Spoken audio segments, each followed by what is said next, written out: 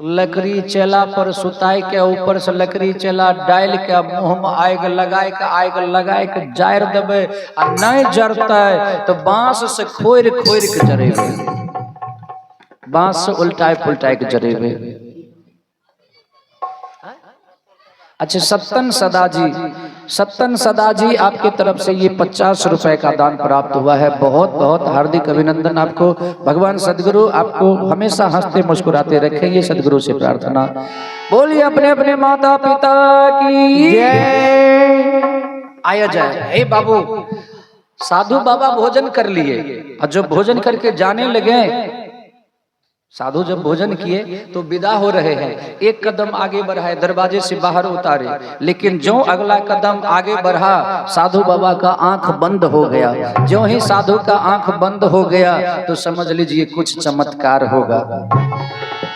साधु का आंख बंद होने लगे तो चमत्कार होंगे, क्योंकि माई लोग गाती हैं, ये माई सब गावे छतने कि सूरती के डोर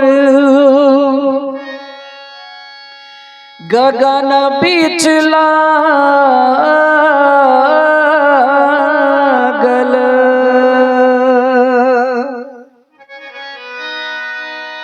आर लागी गेलई गुरु से स्नेह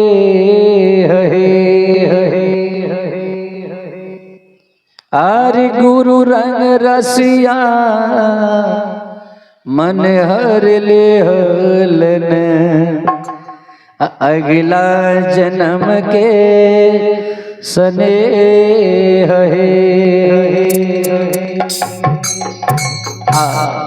गावे छिए माय लोग।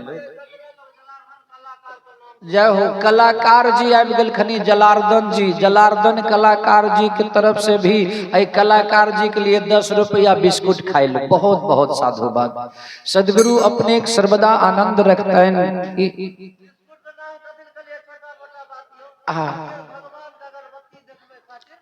जी अच्छा, मंदिर में दे भगवान का अगरबत्ती देखबे 10 रुपया, 10 रुपया वाला अगरबत्ती खरीद ले जाओ। आइए जनार्दन जी, जलार्दन जी कलाकार जी अगरबत्ती जलाने के लिए 10 रुपए का दान दिए हैं। बहुत बहुत साधुवाद। आप एकदम यूं ही मस्ती में रहिए, ये सदगुरु से प्रार्थना करते हैं आपके लिए। बहुत बहुत धन्यवाद। बोलिए श्री सदगुरु महाराज की जय जय जय जय। साधु बाबा का आंख बंद हुआ तो साधु बाबा जान गए इस घर के अंदर क्या क्या हुआ। सारे घर की कमी उनकी आंखों के सामने। साधु बाबा ने कह दिया, हे आत्मदेव ब्राह्मण, तुम जात के ब्राह्मण हो तो मैं भी कर्म का ब्राह्मण हूँ। मैंने देख लिया है तुम्हारे घर में सदियों से कोई बच्चा नहीं हुआ है और तुम हमें इतने श्रद्धा से भोजन करवाए हो, तो मैं तुम्हें कुछ देना चाहता हूँ। साधु बाबा अपना झोली में हाथ दिए, झोली कांख में था, उस झोली में हाथ दिए, हाथ को जब झोली में से बाहर निकाले तो एगो लाल लाल पका हुआ फल बाहर आया। साधु बाबा वो फल आत्मदेव ब्राह्मण की ओर बढ़ा के कहा, ये फल ले जाओ, अपने पत्नी को देना।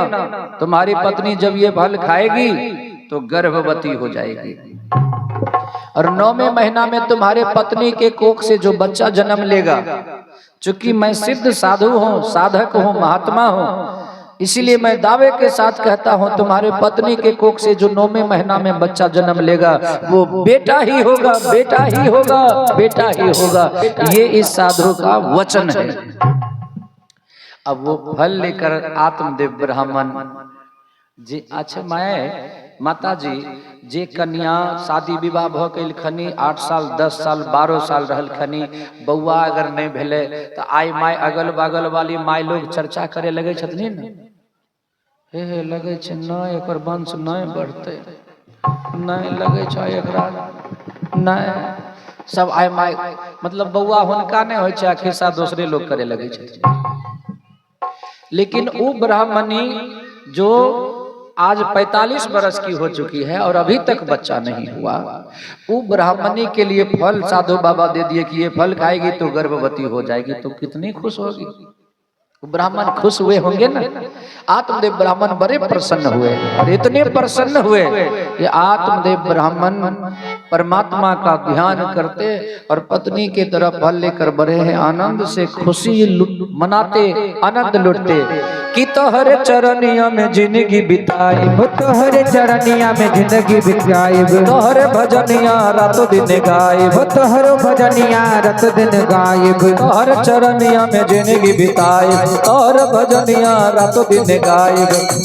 पूजा करब प्रभु जी सजा के थाले, पूजा करब प्रभु जी सजा के थाले, पूजा करब प्रभु जी सजा के थाले, पूजा करब प्रभु जी सजा के थाले।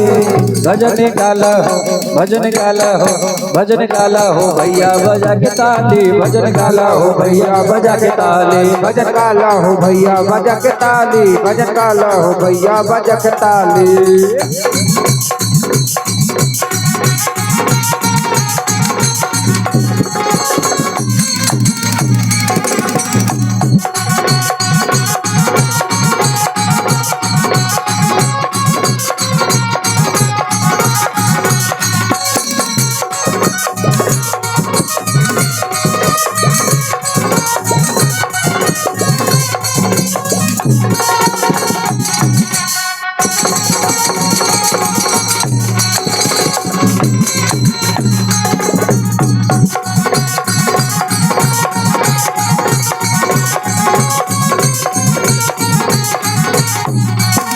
भजन गाला हो भैया बजा के ताली, भजन गाला हो भैया बजा के ताली, भजन गाला हो भैया बजा के ताली, भजन गाला हो भैया बजा के ताली।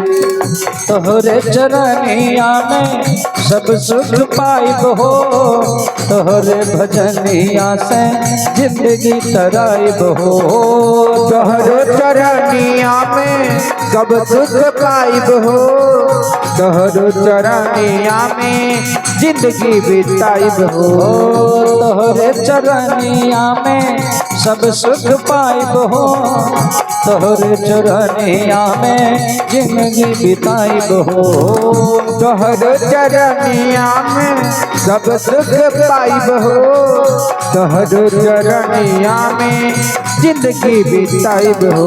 तोर भजनिया रात दिन गायब, तोहरे चरनिया रात दिन गायब, तोर चरनिया में जिंदगी बिताइब, तोहरे चरनिया में जिंदगी पूजा बिताइब। करब प्रभु जी सजा के थाले, पूजा करब प्रभु जी सजा के थाले। भजन गाला हो, भजन गाला हो, भजन गाला हो भैया बजा के ताली, भजन गाला हो भैया बजा के ताली, भजन गाला हो भैया बजा के ताली, भजन गाला हो भैया बजा के ताली, भजन गाला हो भैया बजा के ताली, भजन गाला हो भैया बजा के ताली, भजन गाला हो भैया बजा के ताली, भजन गाला हो भैया बजा के ताली, भजन गाला हो भैया बजा के ताली, भजन गाला हो भैया बजा के ताली, भजन गाला हो भैया बजा के ताली, भजन गाला हो भैया बजा के ताली। बोली श्री सतगुरु महाराज की जय। भजन गाला हो भैया बजा के ताली, भजन गाला हो भैया। साधु बाबा भोजन करके चले, फल मिला आत्मदेव ब्राह्मण को, वो फल लेकर अपने पत्नी को दिया। अब पत्नी बेचारी इतनी खुश हुई, श्रद्धा पूर्वक घर में एकांत में बैठकर फल खाने के लिए जा रही है। जहां बैठी है पवित्र मन से कि मैं भगवान का, परमात्मा का, सदगुरु का ध्यान करके तब फल खाऊंगी, लेकिन जो ही फल खाना चाहिए ऐसे मुख के पास फल को ले गई। उसी समय ब्राह्मणी की छोटकी बहन, ब्राह्मणी बहन में बड़ी थी तो ब्राह्मणी की छोटकी बहन ब्राह्मणी के घर आ गई। बड़ी बहन के यहाँ छोटी बहन जाती है, कभी कभी छोटी बहन के यहाँ भी बड़ी बहन जाती है। तो ब्राह्मणी की छोटकी बहन जो आई, फल खाते देखकर दूर से ही कही, दीदी, अरे ओ दीदी, दीदी ये क्या खा रही हो, ठहर जाओ। दौड़ के आई नजदीक में। अब ये जो खा रही थी फल को मुंह में ले रही थी, रुक गई। अच्छा बहन, अरे छोटी तू भी आई हो, आओ आओ, स्वागत है तुम्हारी, सही समय पर आई हो, सब कुछ ठीक ठाक है ना? छोटी कही दीदी सब कुछ तो ठीक है, लेकिन ये बात बताओ ये क्या खा रही हो और बड़ी खुश हो? बड़की बहन ब्राह्मणी कही, ए बहन, उस साधु बाबा ने मुझे ये फल दिया और कहा जब मैं इस फल को खाऊंगी तो गर्भवती हो जाऊंगी, 9वें महीना में मेरे कोख से बेटा जन्म लेगा, इसलिए ये फल खाने जा रही हूँ। छोटकी बहन, देखिए हम आप कहते हैं कि भाई सनक हित नहीं, भाई सनक मुदे नहीं, लेकिन कभी कभी बहनों बहन में दुश्मनी होइ छै। अब बहन बहन में दुश्मनी होइ छै तो एगो बहन दोसर बहन के बसल घर उजाड़ दै छै ना। तो वो छोटकी बहन ने कही बड़की बहन से, दीदी पागल हो गई हो, अरे पागल हो गई है जो ये फल खाएगी। ए दीदी सुनो, अगर ये फल खाओगी तो तुम्हारे पेट में बच्चा आएगा, 9 महीना तक उस बच्चे को पेट में ढोना होगा, चलने में परेशानी, बैठने में परेशानी, उठने में परेशानी, भोजन पाने में परेशानी, हर एक क्रियाकर्म में परेशानी, और तो और जिस समय तुम उस बच्चा को जन्म दोगी उस समय पेट में इतना दर्द होगा, कोख में इतने पीड़ा होंगे कि कहीं उस दर्द को, उस पीड़ा को तुम सहन नहीं कर पाई और उस बच्चा को जन्म देते देते मर गई, तो फिर उस बच्चा को जन्म देके क्या मिल जाएगा? इसीलिए ए दीदी सुनो, मेरे पास 3 गो बेटा है और अभी मैं 3 महीने की गर्भवती हूँ।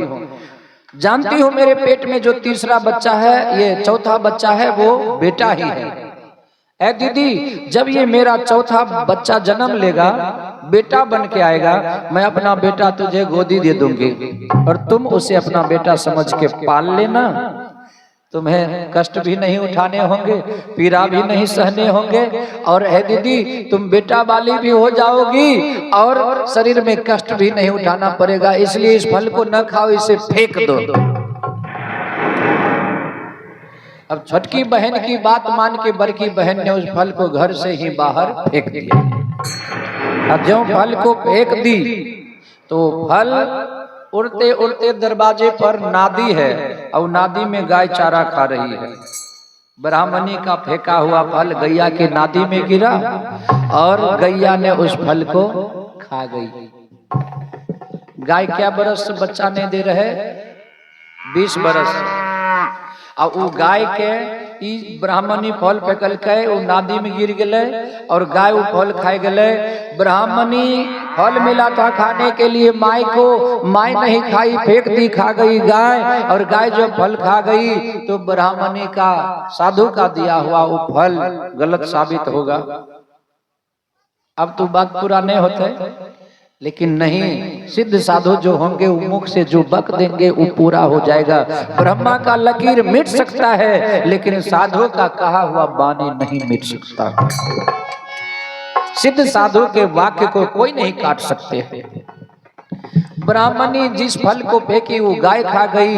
गौ माता जो 20 बरस से मांझिन थी, उस गौ के कोख में शिशु पलना शुरू हो गया, गौ गर्भवती हो गई। बोलिए श्री हरि विष्णु भगवान की जय जय जय। गौ गर्भवती हुई, लेकिन छोटकी बहन बोली थी मेरे पेट में 3 महीना का बच्चा है, वो झूठे बोली थी, उसके पेट में कोई बच्चा नहीं था। और जब गौ माता के 9 महीना पूरे हुए तो गाय के कोख से दर्द उठे। 9वां महीना में ब्राह्मणी गाय के पास जाती है। सवेरे सवेरे गाय के आंख से बहती आंसू बड़ी बड़ी जीभ निकाल रही है, खूंटे के चारों तरफ नाच रही है। गैया बैठ जाती है, फिर उठ जाती है, फिर चारों तरफ नाचती है, आंसू गिर रहे हैं। ब्राह्मणी समझ गई मेरी गैया माँ बनने वाली, गर्दाम पकड़ के बिठा ली। अब ब्राह्मणी गाय की सेवा करने लगी, पीठ सहला